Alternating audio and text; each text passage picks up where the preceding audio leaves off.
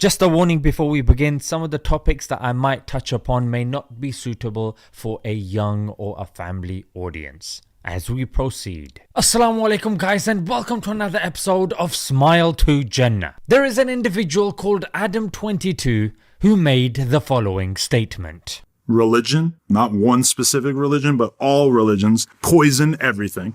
And that the world would be a dramatically better place if at some point humanity, and I don't think that this should be done at gunpoint, but I think that at some point if human beings decide that religion is not something that they need in order to comprehend the world around them, that this will be a dramatically better world to live in. Coming from this individual, that is very surprising because I would have thought that he would be appreciative of religion. If he isn't now, then I am very confident that in future he will be, based upon the current trajectory that he is on. According to any standards of morality, it is unwise, unsafe, and quite worrying. What am I referring to? I'm referring to the fact that he makes adult content, his wife makes adult content, and he is something called a cuckold. What's that? What's that, brother? A cuckold is a husband that gets turned on by his partner having relations with someone else.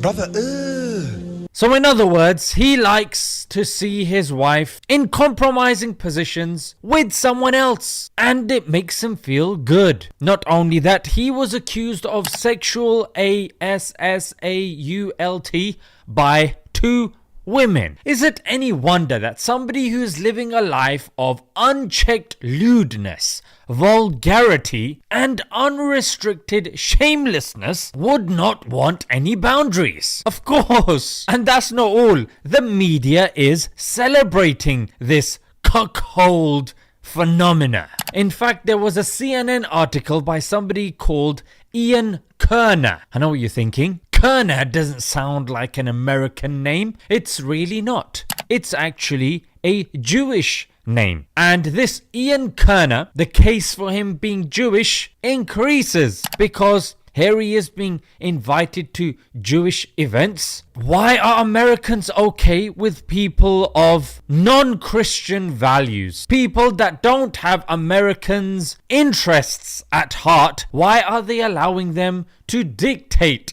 what they should and shouldn't be doing in their own country? And if you point this out, is it considered anti-Semitism? Probably is, because anytime you say anything about Judaism or about the state of Israel, it seems like the anti-Semitism brigade is all over you like a rash. And I just want to make it clear that Muslims are at the forefront of standing against things like this.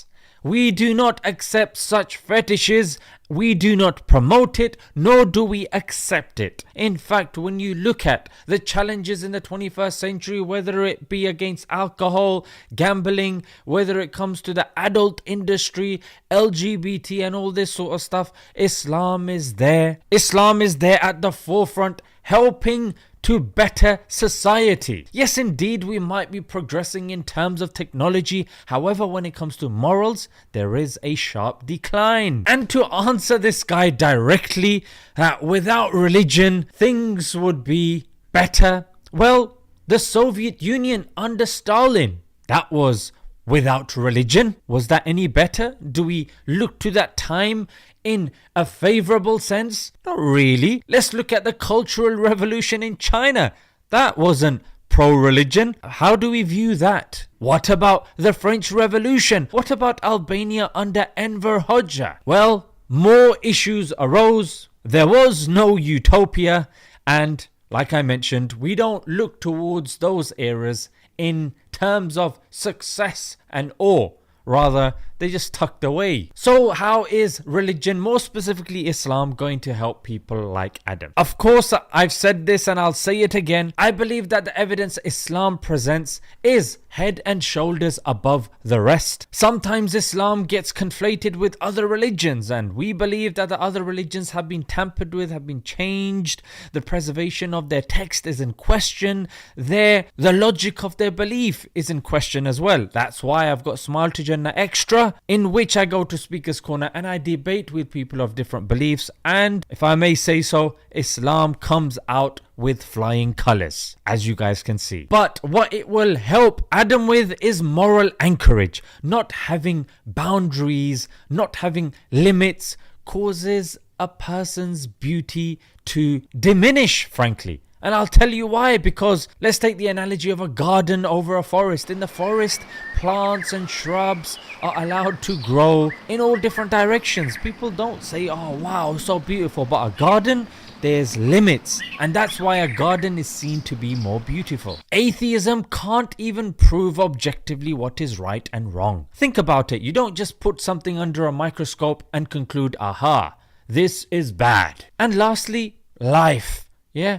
When you take the atheistic way, yes, my body, mate, my body. So if a woman has a child growing within her, nah, it's your choice, mate. You can kill a child as long as you're happy, mate. Yeah, that's right. If you get old, in Switzerland, they have machines that can help you end your life. Yes, you pay them. Say, yes, please, I don't want to be here anymore. Islam provides you objective morality that you enjoy and appreciate this life and the hereafter as well. Let's leave it there, guys. Until next time, Assalamu alaikum.